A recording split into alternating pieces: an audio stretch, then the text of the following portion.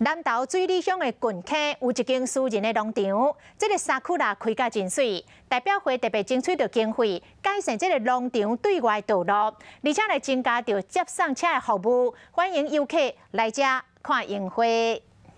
来到这间私人农场，都能看到粉红色云雾飘伫半空中，共款水的美景。大部分的山樱花已经开有5成，村长嘛讲，这樱花应该是全国上早开花的。这个山上这个地不大，所以我们大概就是一天限量大概就是500个。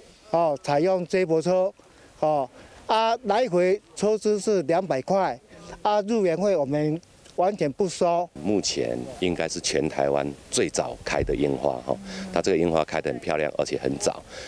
郡溪村这间私人农场因为樱花伫网络真盛，吸引真侪游客。水利乡民代表会为着游客安全，嘛特别改善农场的对外道路。今年又增加了一个波斯菊的播种。除了提升道路安全，嘛安排专车服务游客。另外，地主嘛加整铺书局，欢迎大家来看花，嘛会使来买在地优质的农产品。